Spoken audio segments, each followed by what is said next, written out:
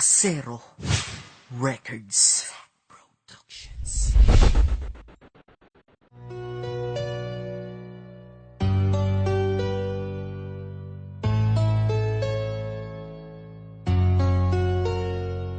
Dear Duterte, ikaw na po aming Pangulo. Ikaw huling pag-asa na limutin ng pagsuko. Pinas ay napasubo, ngunit ikaw ang sugo upang pigilan aming mga luha sa pagtulo. Sino ba naman kasi ang di maiiyak? Ipapakain sa pamilya namin ay hindi tiyak kung meron ba o wala, kulang ba o sapat. Pondo para sa amin napunta kasi sa di tapat. Pinaghirapan ng mahirap napunta sa kanila, pero sa'yo kami tiwala. Di ka ganun, di ba? Ang tiwala at ang puso ng Pinoy na sa'yo po. Kaya nga ikaw ang binoto namin para maupo na kami ay itayo mula sa pagkakadapa. Abot mo sa amin pag-unlad na di pa namin nakapa. Aming pagpili sa iyo, sana kami may mapala sa mga dating umupo kasi kami ay nadala. At alam ko po Pangulo na nakikita mo pamilya nasisira dahil lang sa bawal na bato. Hindi nakakaiba to, mapipigilan mo ba to? Sasaluhin mo ba problema na sa'yo ibabato? Dahil alam mo naman Pinas madaming suliranin. Paghirap na nga kami, lahat pa ay kukunin sa amin. Swerte na kami kapag may isa sa na bigas. Ang mahirap pinahihirapan ganyan sa Pinas. Dahil bawal ang trabaho, tingin ko di ganon. May trabaho ngunit di sapat dahil sa korupsyon. Mga bilihin mamahalin habang maliit ang sahod. Di makatarungan kapalit ng aming mga pagod. Dahil dyan nag-a-abroad, ibang Pinoy nagsapilitan. Paghihirap o pangungulila lang pagpipilian. Pagbalik mga anak di nakilala ang magulang. Di sana ito nangyari kung gobyerno di magulang. Sana wag magkulang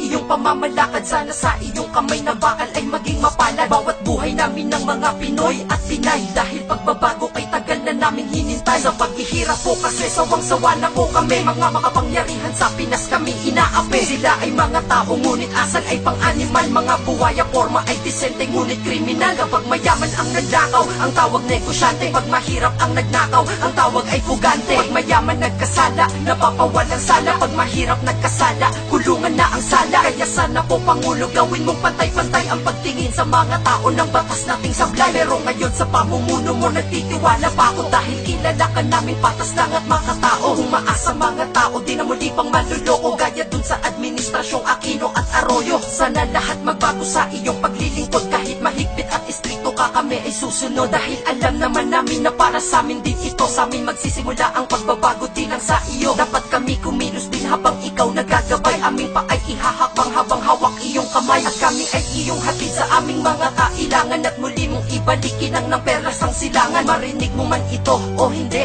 ayos lang. Mahalaga iyong mithiin, iyong matapos ang lahat ng dapat mong tapusin sa iyong pamamahala. Sa aming bayang di magiliw, ikaw na po bahala. Hanggang dito na lang, ikaw na po magbago sa Pinas. Nagmamahal, hambog ng Satro.